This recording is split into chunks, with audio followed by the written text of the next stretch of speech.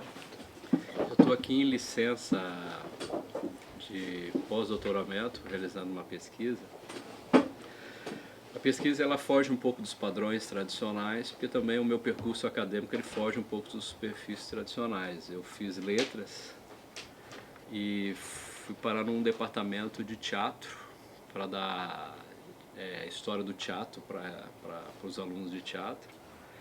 E isso foi em 95, eu comecei a me envolver com as atividades de teatro, não só dando aula, fui chamado para escrever textos, eu sou músico, depois para compor música para eles, para as peças, depois para dirigir peças, então eu tenho 20 anos dessa dupla natureza entre a questão artística e a questão acadêmica, né? É um perfil diferenciado, mas é um perfil relacionado às histórias que eu pude trabalhar com elas, né? Então, o que eu estou trazendo para vocês agora, esse projeto começou em agosto do ano passado, então ele já está nos seus finalmente, né? Então, por isso, pesquisa e processo criativo, vou apresentar o estado da questão dele agora, já está terminando, né? Então, basicamente, o que eu quero comentar com vocês são 4 pontos. O contexto dessa pesquisa, de onde que ela surgiu, né? Os pressupostos, ou seja, quais são as ideias, os conceitos básicos que eu estou utilizando, o material que eu produzi, que eu estou chamando de audiocenas, para... no primeiro momento, audiocenas são cenas orquestradas. Eu trabalho com orquestração, então eu vou trazer alguns exemplos para vocês. O som não é bom, né? Mas eu vou trazer o material que eu tenho para vocês começarem a observar. E os desdobramentos, que é uma parte final curtíssima, onde eu vou apresentar o que futuramente a gente espera, né, desse material. Então, lógico que eu tenho que sempre agradecer a CAPES, né, que está pagando tudo isso para eu estar aqui, né, e agradecer muito a professora Marília, que tem me recebido, ter aberto espaço numa disciplina na pós-graduação para eu discutir com os alunos isso. Sem isso, realmente, porque quando você está numa licença, se você não trabalha com calendários, com compromissos, né, há uma tendência à dissipação. Mesmo que você tenha muita disciplina, os meus orientandos, eu sempre coloco cada ano apresentar 2 papers em congresso, um nacional e um internacional, então para cumprir metas. E como eu faço com eles, eu faço comigo mesmo, né? Então acho que é importante estar aqui participando de tudo isso, ter o meu tempo de pesquisa individual e ter também o tempo de falar alto com as outras pessoas, né? Que normalmente muitas vezes a gente faz isso, a gente se ouve, né?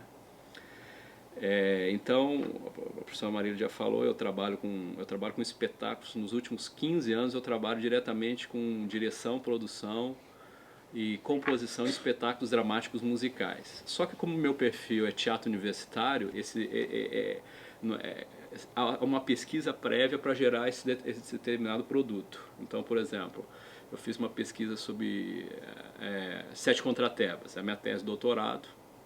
Então, a leitura da bibliografia básica, a tradução do texto e depois a construção do espetáculo.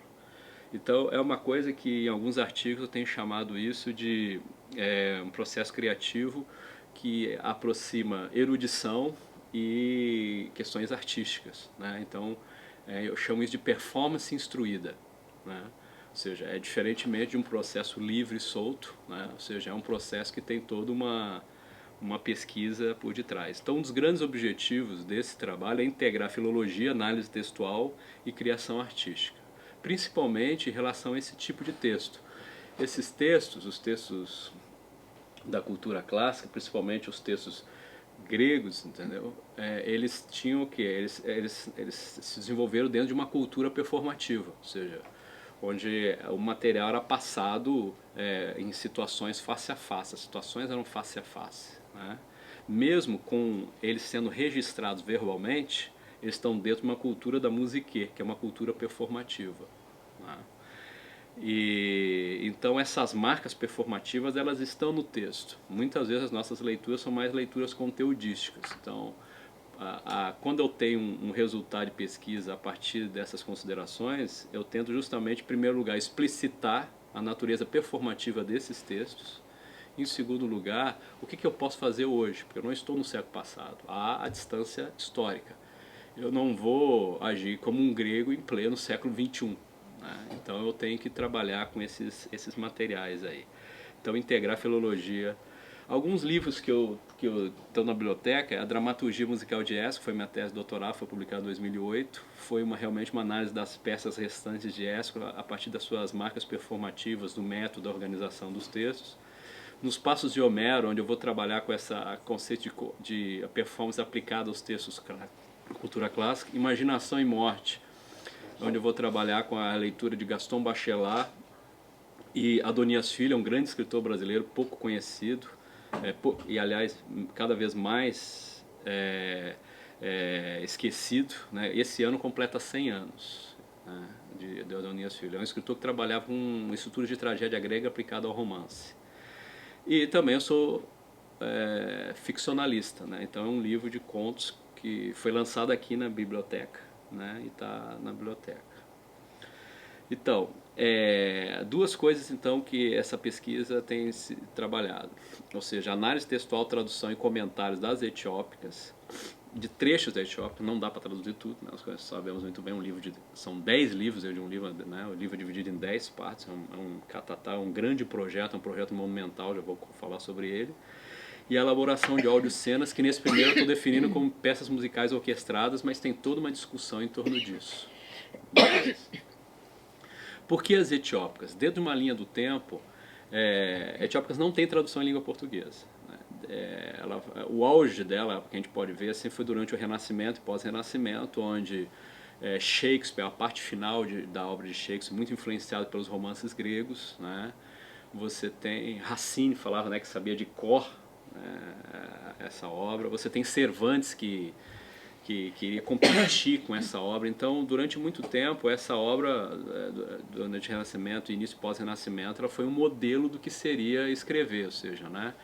Porque ela está interessante para nós, é que ela está entre uma sensibilidade moderna e uma sensibilidade antiga ou clássica, né? Porque as etiópicas, ela é uma verdadeira enciclopédica, uma verdadeira reciclagem de gêneros, né? Ela pega filosofia, pega épica, pega comédia, pega história, e ela pega todos esses gêneros e ela recicla. Então,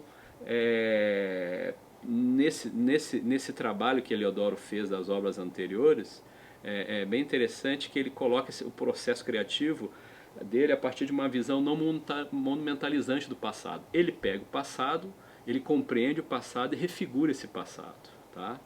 Então, por que as etiópicas? É uma obra que pouco acesso a ela, né? Ficou muito esquecido. Primeiro, ela é uma narrativa que ela tem uma trama aparentemente simples, entendeu? Ou seja, são as desventuras e aventuras de um casal que não se encontra, só vai se encontrar no final, mas só que esse chamado desfecho, né, essa lises aí, ela é trabalhada durante a extensão dela, são 10 livros, né? Ou seja, mostra um domínio de técnicas narrativas do escritor, de expandir ao máximo algumas expectativas e de fazer vários jogos com o seu leitor, e isso no século IV da nossa era. Ele já fazia esses jogos e esses enigmas narrativos lá. E como o nome diz, etiópicas, essa chamada redenção desse casal, esse reencontro do casal, vai dar o quê? Na Etiópia, que era considerado o último ou o primeiro lugar do mundo, entendeu? No final do mundo, né? Então eles vão se afastando da Grécia, vão indo para o Egito, eles vão fazendo a história ao revés, né? Ou seja, né, em vez de culminar no centro clássico, eles vão fazendo cada vez mais as margens, né?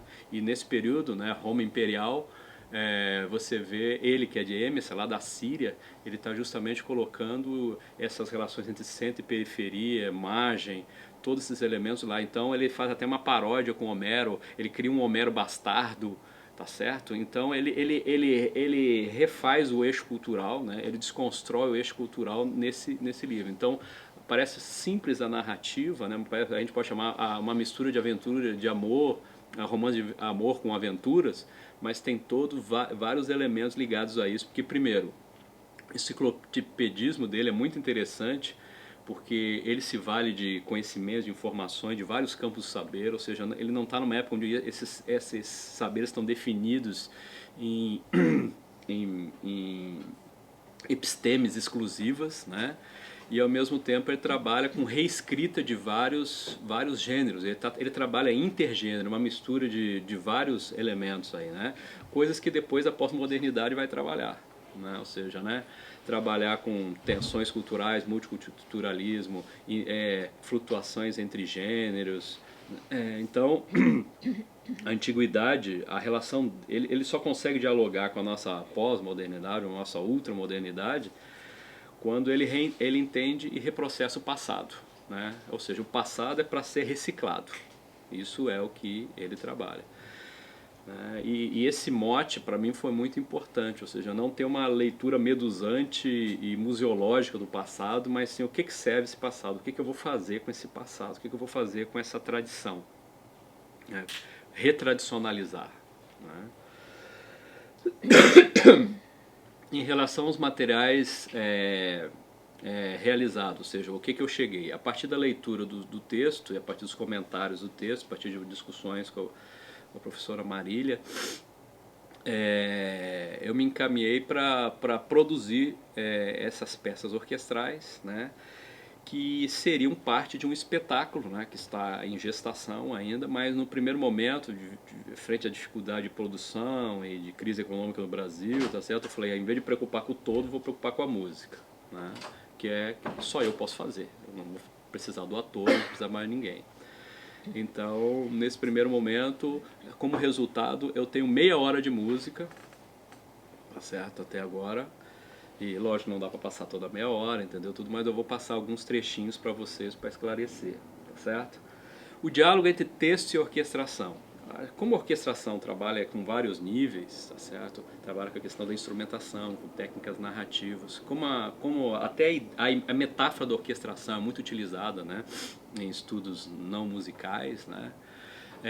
Uma concepção, um produto orquestral, ele consegue dar conta dessa multiplicidade de elementos que é o texto, tá certo? Ou seja, mais do que uma metáfora, eu estou fazendo uma orquestração, né?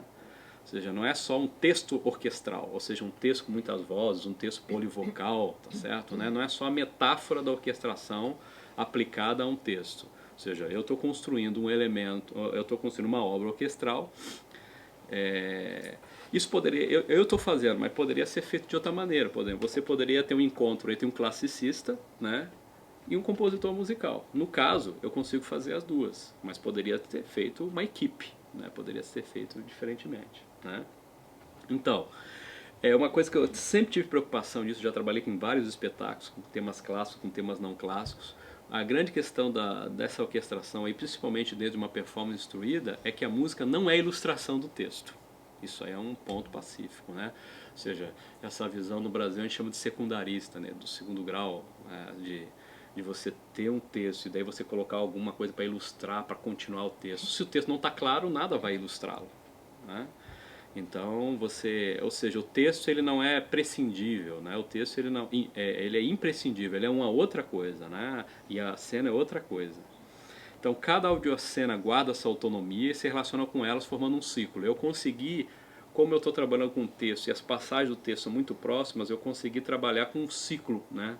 Com obras que vão se comunicando, que eu estou provisoriamente chamando de suíte heliodoriana, né? As suítes no século XX elas têm sido utilizadas como, por exemplo, você tem alguém que compõe música para um filme, depois reúne essas músicas e forma uma obra, tá? Então eu, por exemplo, eu compus essas músicas um espetáculo, eu não tenho espetáculo e eu estou reunindo elas como se fosse elas uma obra, um ciclo, tá?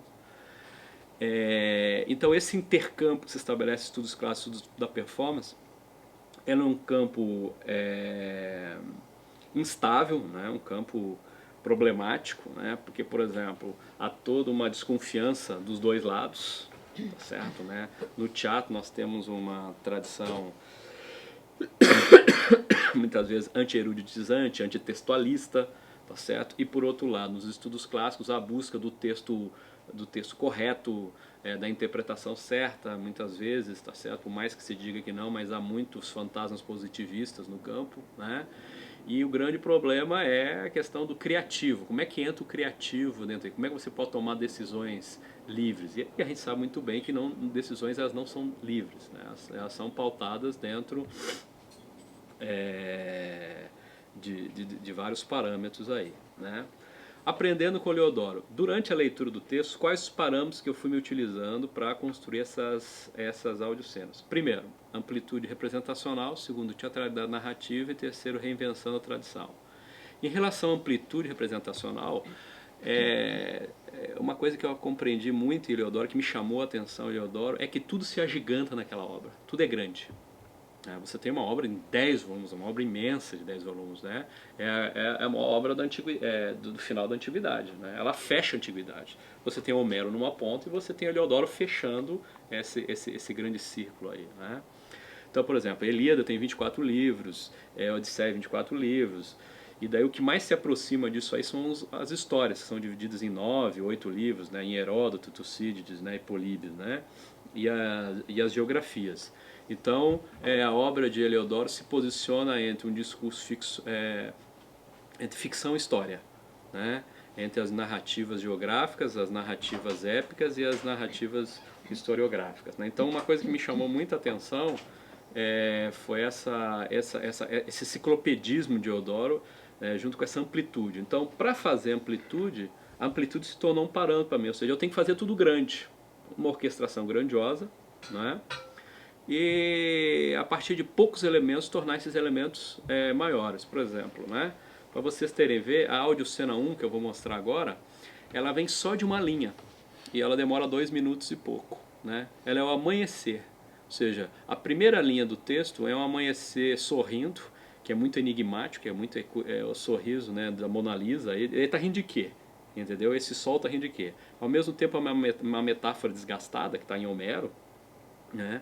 Ao mesmo tempo é um enigma que atravessa a obra inteira. Ele está rindo de quê? O que é risível numa obra que parece tão séria muitas vezes, né? Que tem heróis e a heroína sofrendo naufrágios, perseguições, desastres, tá certo, né?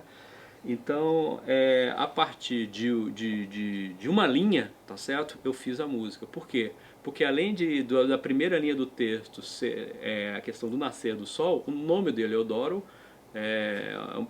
a Hélios, a deus Hélios. E o culto a Hélios era muito importante se passar século III, passar século IV, né? Que nós temos o Sol Invictus, tá certo? Toda uma cultura relacionada a isso, né? Que veio justamente da Síria. Veio tudo da Síria, né? Os severianos, né? Que vieram da Síria, né? Então, ou seja, é assim que o Heliodoro trabalha. É um elemento, ele estabelece uma relação com Homero, estabelece uma relação com o contexto histórico, estabelece uma relação com o contexto geográfico, a partir de um elemento. Ele vai fazendo múltiplas referências a partir dos elementos colocados aí, né? Outro padrão que eu estou utilizando além de tudo ser muito grande, entendeu? Aí quando eu fui fazer, eu também tinha que fazer tudo muito grande, é a questão, ou seja, ampliar os elementos, ou seja, trabalhar com foco amplo, né? É a questão da reinvenção da tradição, ou seja, a relação que ele tem, que o Leodoro tem com a tradição, não é uma relação hierárquica, onde o que vem depois é inferior ao que vem antes, tá certo? Ou seja, essa idealização do passado, né? Ele consegue deslocar esse passado. Então, eu também quis deslocar esse passado. Por exemplo, voltando à cena do amanhecer, o amanhecer em música, ele é uma cena convencionalizada, altamente convencionalizada. Você tem uma linha melódica que vai subindo dos mais graves aos mais agudos, porque lá em cima é o sol nascendo, é o sol pleno, tá certo? É uma geometria representacional muito clara, né? Você tem, do ponto de vista das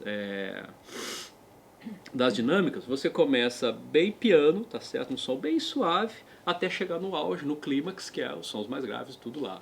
Do ponto de vista da instrumentação, você tem poucos instrumentos e para chegar onde, hein? No máximo, no ápice. Então você tem uma convergência de elementos, né? Isso é assim que se faz, um amanhecer em música, né? Aí, da mesma maneira que Heliodoro ele se desviou da tradição, relendo a tradição, eu também, quando eu fiz o meu, eu aprendi com Heliodoro. Ou seja, eu peguei isso e, em vez de transformar um amanhecer que é sair da escuridão para ir para a luz, sair do mais agudo para ir para o mais grave para ir para o mais agudo. Ao invés de pegar essa geometria representacional, eu fiz uma maneira que o claro e o escuro eles continuam, ou seja, porque a gente vai ver que esse amanhecer ele é muito irônico, ele é muito ambíguo, ele é muito ambivalente, tá certo? Ou seja, essa ambivalência da luz e da escuridão eu quis explorar dentro dos timbres da obra, né? Então, nessa mesma cena amanhecer, eu apliquei dois conceitos básicos a partir de Heliodoro, ou seja, né, o primeiro é um foco maior nos elementos, tá certo? Que vai trabalhar muito com repetição, né, muito com repetição. E o segundo, ok, é desviar das expectativas, ou seja, o ouvinte vai, ou o leitor, no caso, se fosse uma obra escrita, irá relacionar as expectativas e ter uma previsão dessas expectativas, e vou trabalhar com essa previsão e com essas expectativas aí e revê-las, né? Eu vou apresentar um trechinho, então, dessa obra Amanhecer, para você ver como é que é o amanhecer a partir de Heliodoro, né? Ou seja, como é que seria esse amanhecer aí.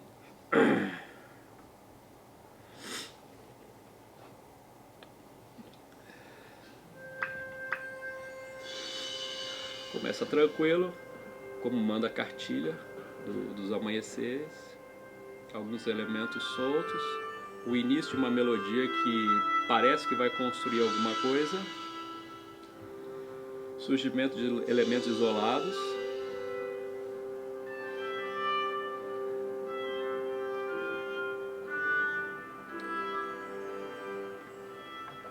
alguns raios de luz que está começando a surgir.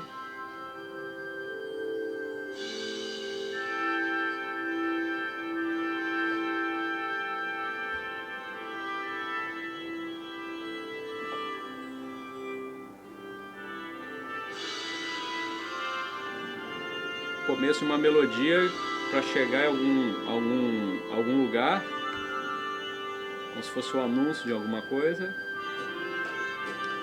Agora parece que o sol vai surgir. Interrompe. Volta para a noite. Então, primeira tentativa do sol nascer. Aceleração, parece que vai retomar, vai nascer.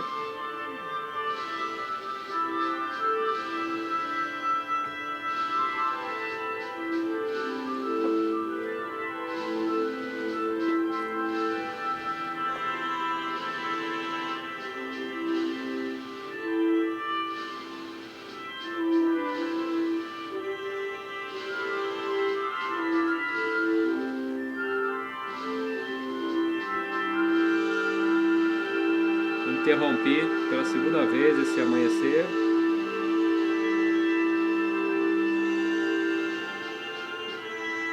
Retomo o tema da primeira parte, mas não vou chegar a lugar nenhum com ele.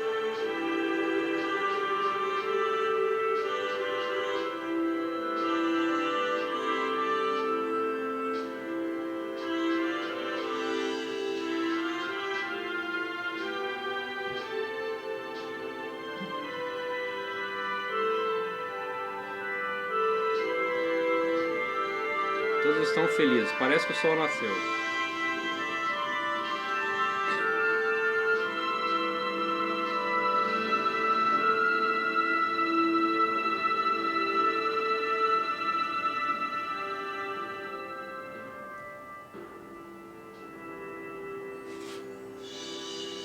Não há o ápice. Por 3 vezes é interrompido. Então, a questão da criação não é solta nunca, sabe? Esse é um mito da criação livre. Você está negociando com alguns elementos. Eu negocio com a linguagem orquestral, eu negocio com a instrumentação, eu negocio com a tradição e com as expectativas de gênero em relação a esse material. Eu negocio com o material que está sendo meu ponto de partida, que não vai ser o mesmo ponto de chegada, tá certo? Então, é um tipo de processo criativo no qual eu me preparo para realizar, né? E na verdade, quando o produto do processo criativo é a explicitação das minhas escolhas, né? Com quem que eu estou negociando.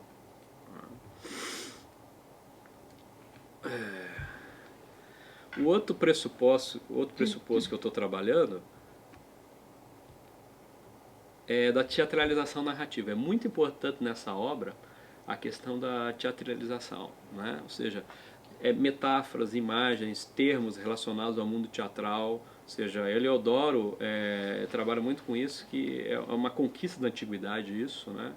Que o teatro na antiguidade justamente é esse lugar onde todos podem ver, né? Você não vê em linha, todos formam um semicírculo onde todas as coisas são reunidas, né? E onde tudo se constrói e onde tudo se reúne é o lugar desse jogo, desse enigma e desse deciframento, né? Não é questão do conteúdo, da imagem, do teatro, sim o que faz, a sua materialidade aí. E que se manifesta, se vocês for ver, nesse quadro, é um quadro que tenta representar esse momento inicial da narrativa. O que nós vimos? Que existe um amanhecer. Depois desse amanhecer, entram uns bandidos, uns piratas egípcios, e eles começam a buscar alguma coisa para roubar, tá certo? Para espoliar. E quando eles chegam do alto de um monte, depois que eles veem o horizonte, veem o mar, eles veem essa cena aí, que é assim que abre as Etiópicas. A grande abertura de Etiópicas, lida com uma cena cinematográfica, com vários planos, com várias informações, tá certo, né? E é essa abertura que a gente não sabe o que acontece, só durante muito tempo a gente vai entender o que está acontecendo aqui. Ou seja, a obra ela abre no meio, né? Ou seja, média res, né? Como a gente conhece muito, né? Que é um modelo homérico, né? A narrativa começa no meio dos acontecimentos. A gente não sabe o que aconteceu antes, não sabe o que vai acontecer depois, né?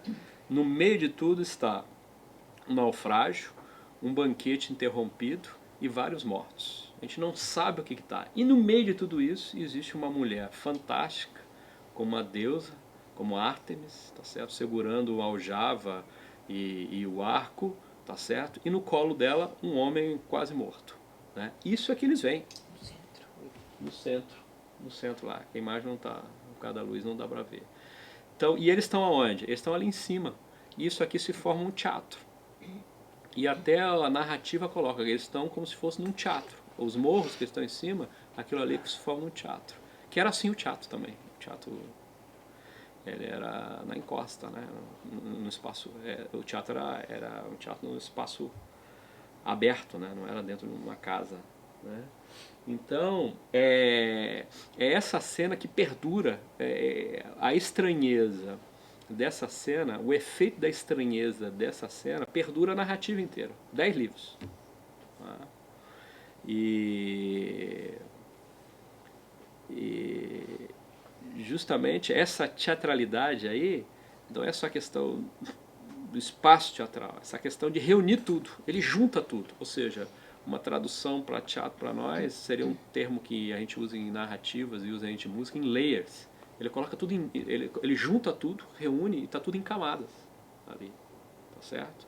O que eu vou fazer com essas camadas? O que eu posso fazer com essas camadas, né? Imagine, essa é a terceira música que eu fiz, que é a Epifania, que o que eles veem esses bandos de mortos que não sabe quem matou e quem morreu, né? Eles são todos mortos. A gente não sabe quem é o inimigo e quem causou essas mortes. Não sabe de nada que aconteceu aqui, né? A gente só sabe que no meio delas tem uma deusa, uma mulher que parece uma deusa. Então a confusão mental deles, a confusão emocional deles é tão grande, primeiro por não saber o que aconteceu e primeiro por se encontrar diante de uma deusa. E como diz Hilke, né, todo anjo é terrível, toda deusa é terrível, né? Então é uma mistura de sensações, um complexo de sensações, que daí eu fiz uma outra música que eu considero a que mais me deu trabalho, que foi meu Epifania, que é justamente a mistura dessas sensações conflituosas e terríveis, que foi meu projeto final de orquestração na Berklee.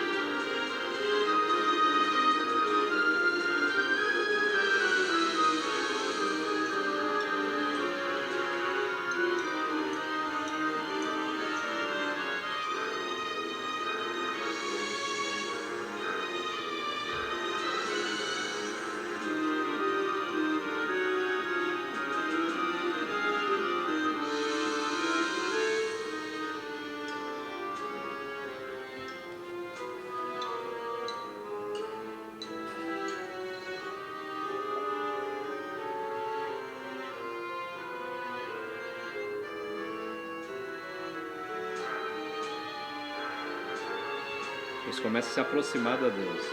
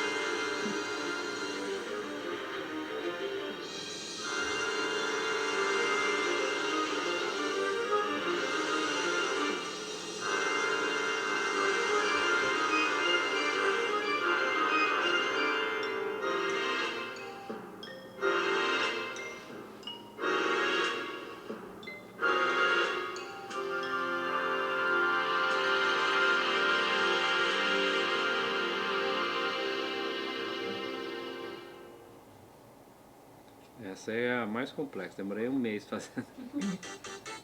Essa aí não fui eu não.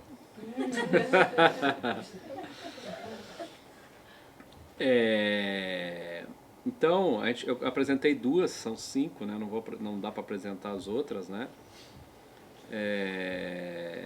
A última cena é a que mais foge desse padrão. Então, as 4 primeiras cenas, elas são baseadas em 2 páginas e meia do texto, utilizando aquele processo de intensificação, de densidade da obra.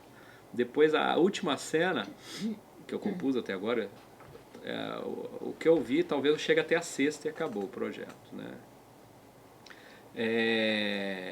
É uma cena que eu achei assim, um desafio para compor, porque ela é baseada na caça que o herói, que o Theagenes vai fazer a Charicleia dentro de uma caverna, só que ele é um herói muito chorão, né? Existe uma relação entre o heroísmo e a comicidade, né? Ele é um herói que chora muito. Então, tem a questão do trágico cômico, né? Ou seja, né? Que é um pouco comentado, é um tema pouco comentado em Heliodoro, e aliás na antiguidade toda, né? A gente tem uma visão muito séria da antiguidade, a gente tem uma visão muito séria dos gregos, né? Então muito abstrata deles, né? Então como é que você faz comicidade em música, né? É uma coisa muito complexa aí, né? Então foi um desafio para mim trabalhar com essa, e essa foi também a música que eu segui um roteiro, ou seja, eu analisei as ações, fiz a decomposição das ações e fui compondo trechos em função dessas ações, tá? Não no efeito Mickey Mouse, tá certo, mas realmente a tentativa de aproximar. Foi a mais diferente, porque todas as outras eu pego um gesto musical básico, uma contradição emocional básica, exploro e fico explorando aquilo ali através dos recursos musicais. Aqui não, aqui eu fui parando como se fossem várias pequenas musiquinhas numa só. Né? Quando eu apresentei esse material para os meus professores na Berkeley, vários desses materiais, eles me associaram que você parece estar compondo música para o cinema nos anos 30, 40. Né? Eu adorei o elogio.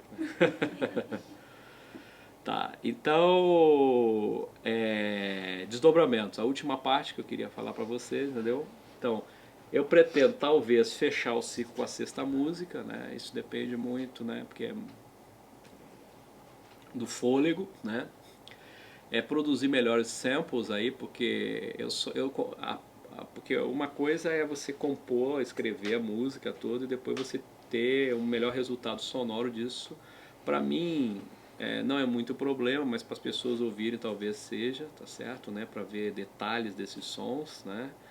Porque eu pretendo que essa obra seja orquestrada, apresentada ao vivo, né? Então eu não entrei nesse material. Esse material está sendo apresentado no IFB, a bacharelado em dança, um grupo está dançando essa música que vocês ouviram agora, que foram baseadas numa música do século IV a.C.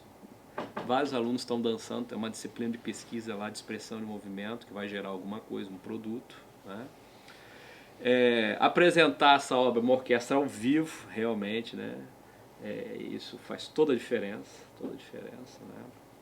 Estou estabelecendo algumas negociações aqui em Brasília, tá certo? O ICANN, que é o encontro, né, sobre o romance grego, vai ser em Houston.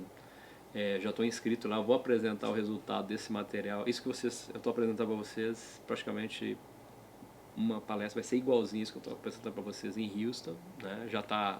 Só falta comprar passagem. E em novembro, talvez a gente apresente alguma coisa aqui, não só do ponto de vista de uma palestra, mas também de alguma coisa material, real, né, para vocês. E é isso. Obrigado.